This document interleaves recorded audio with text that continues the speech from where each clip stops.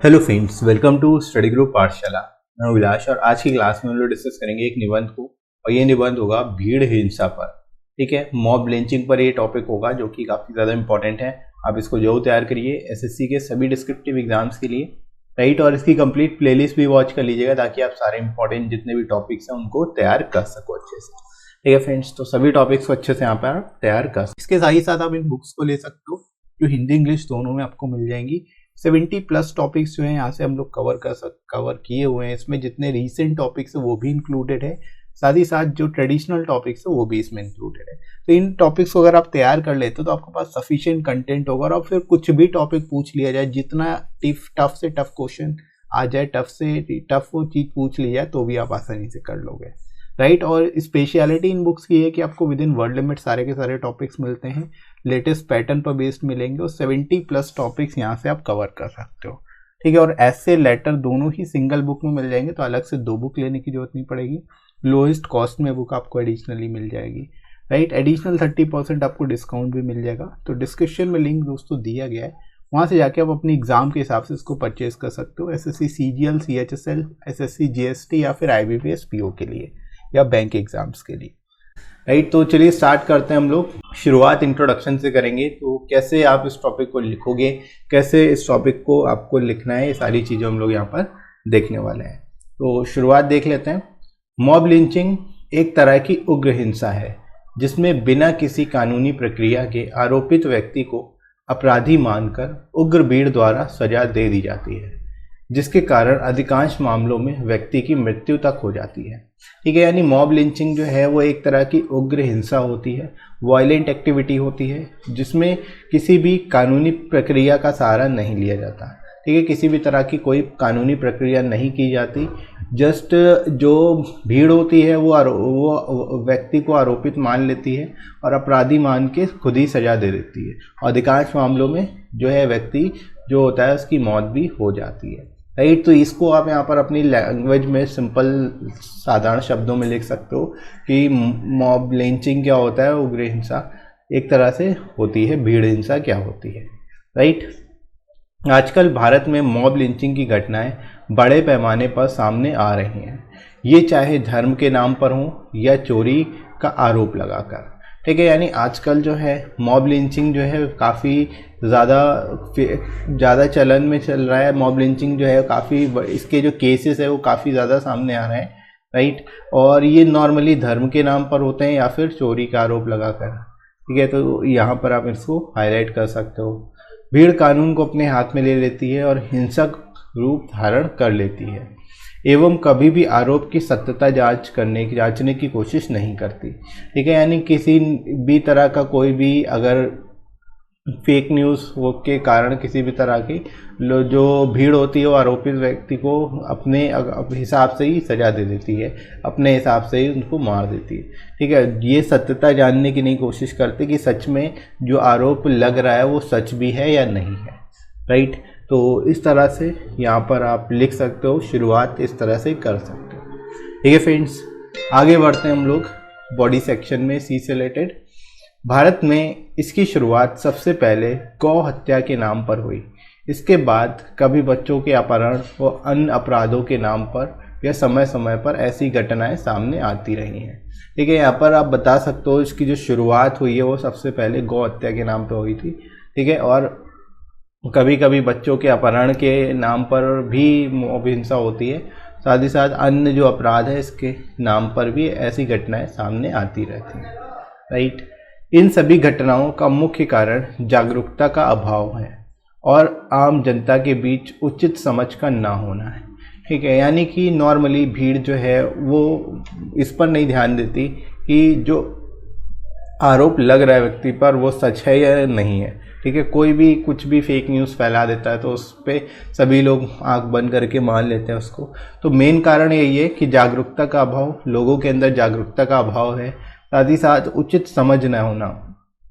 ठीक है, आम जनता के बीच उचित समझ न होना यही कारण है जिसकी वजह से मॉब लिंचिंग या फिर भीड़ हिंसा की जो एक्टिविटीज़ है वो काफ़ी ज़्यादा बढ़ती हुई दिख रही हैं, राइट। सोशल मीडिया प्लेटफॉर्म जैसे व्हाट्सएप और फेसबुक पर फेक न्यूज़ का वितरण भी इस खतरे को बढ़ाता है। ठीक है। जैसे जैसे सोशल मीडिया प्लेटफॉर्म तेज़ी से बढ़ रहे हैं आगे, व्हाट्सएप और फेसबुक पर फेक न्यूज़ का चलन भी बढ़ता जा रहा है। इसके कारण भी ये जो खतरा है मॉब लिंचिंग का, ये काफ़ी तेज़ी से बढ़ता जाता है। ये बेसिकली इस खतरे को और बढ़ा देता है, राइट। तो यहाँ पर आप सोशल मीडिया प्लेटफॉर्म्स के बेसिकली क्या रोल है इसका इन एक्टिविटीज़ में, वो भी यहाँ पर बता सकते हो, राइट फ्रेंड्स। तो यहाँ तक आप लोगों को क्लियर हो गया होगा। आगे बढ़ते हैं बॉडी सेक्शन में।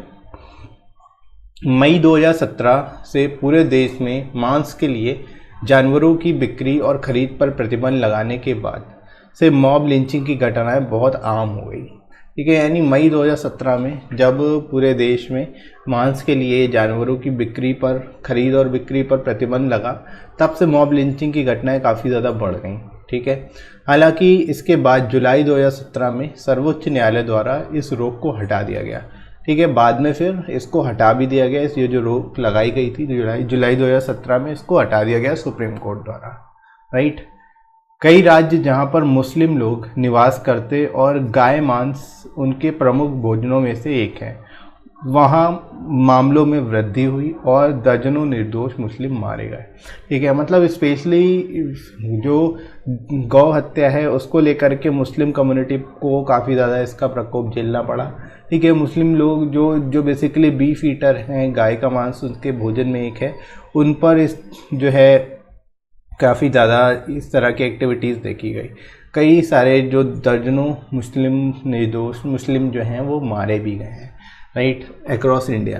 तो इस तरह से यहाँ पर आप बता सकते हो जो प्राइमरी यहाँ पर जो इसका कारण है वो लोगों के अंदर प्रॉपर समझना होना यही है, जिसकी वजह से ये घटनाएं जो हैं लगातार बढ़ती जाती हैं, राइट। तो इस तरह से फ्रेंड्स आप इसको यहाँ पर लिख सकते हो, इसको यहाँ पर एक्सप्लेन कर सकते हो, राइट फ्रेंड्स। आगे बढ़ते हैं हम लोग कंक्लूज़न की ओर।